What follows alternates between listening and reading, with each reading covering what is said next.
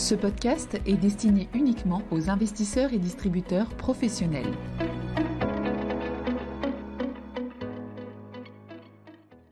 Bonjour à tous.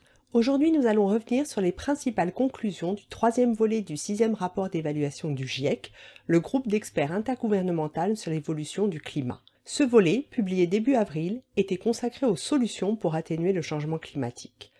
Tout d'abord, le rapport revient sur les tendances des émissions de CO2 mondiales. Il nous rappelle que les émissions nettes de gaz à effet de serre ont continué à progresser pendant la décennie 2010-2019, même si c'est à un rythme plus lent que précédemment. En effet, les émissions de CO2 ont augmenté de 1,3% par an sur la dernière décennie, contre un rythme de 2,1% par an sur la décennie précédente. Elles ont atteint environ 59 gigatonnes équivalent CO2 en 2019. Autre constat, les émissions ont augmenté dans tous les secteurs majeurs, énergie, logement, industrie, transport, agriculture, mais plus rapidement encore dans les transports et l'industrie.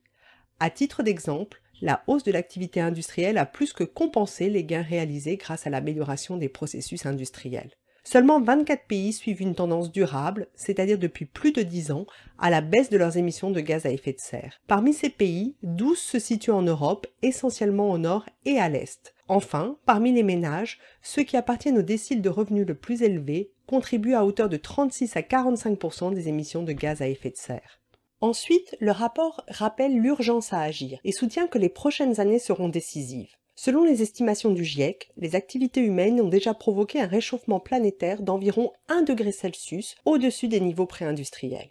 Il apparaît aujourd'hui comme fort probable que le réchauffement planétaire atteindra 1,5 degré Celsius entre 2030 et 2052 s'il continue d'augmenter au rythme actuel. Les engagements des États contenus dans les contributions nationales amèneraient à un réchauffement de 2,7 degrés à la fin du siècle. Pour limiter le réchauffement à environ 2 degrés Celsius au cours du XXIe siècle, il faudrait que les émissions mondiales de gaz à effet de serre culminent avant 2025 au plus tard et qu'elles soient réduites d'un quart d'ici à 2030 et deviennent nulles en 2070. Si la réduction des émissions n'est pas enclenchée rapidement, cela demandera un rythme de réduction beaucoup plus rapide par la suite.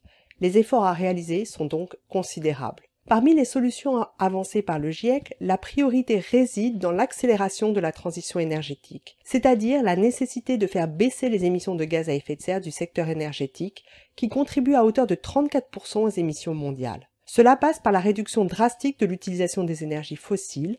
La baisse de la consommation évoquée est de l'ordre de 95% pour le charbon, de 60% pour le pétrole et de 45% pour le gaz entre 2019 et 2050. En parallèle, il faut développer les énergies bas carbone en profitant du fait que leur prix a considérablement baissé au cours des dernières années. En effet, les coûts de l'électricité produite à partir des panneaux solaires ont baissé de 56% et ceux en provenant de l'éolien de 45% entre 2015 et aujourd'hui. Les prix des batteries ont chuté de 64% sur la même période. Le développement des énergies renouvelables doit s'accompagner d'une plus grande intégration des systèmes énergétiques pour faciliter la transition. Le développement des techniques de capture de carbone peut également contribuer à la baisse des émissions nettes. Cependant, le rapport insiste sur le fait que ce levier est indispensable, mais qu'il ne suffira pas seul à atteindre les objectifs de baisse des émissions. Autre solution mise en avant par le GIEC pour faire baisser les émissions de CO2, la réduction de la demande énergétique. Une plus grande sobriété énergétique est ainsi attendue dans de nombreux domaines. L'alimentation, par exemple, via la baisse de la consommation de viande et la lutte contre le gaspillage alimentaire. La mobilité, en développant le télétravail, les transports publics, les mobilités douces ou les véhicules électriques. Le logement, via l'électrification du chauffage et l'isolation.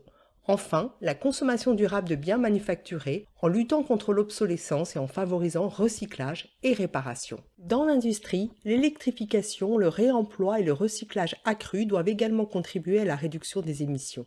Les technologies numériques peuvent contribuer à l'atténuation du changement climatique en améliorant l'efficacité énergétique dans l'industrie, mais aussi dans d'autres secteurs comme l'agriculture.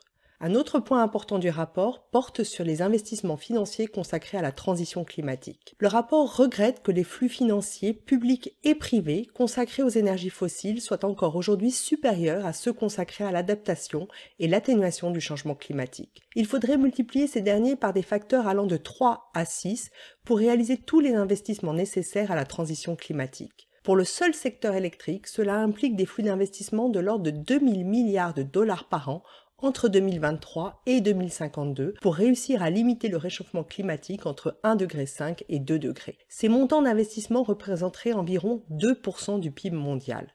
Même si ces montants paraissent colossaux, le GIEC rappelle que le coût global de la limitation du réchauffement à 2 degrés au cours du XXIe siècle demeure bien inférieur aux avantages économiques mondiaux à long terme de la réduction du réchauffement climatique. Merci pour votre écoute et à bientôt.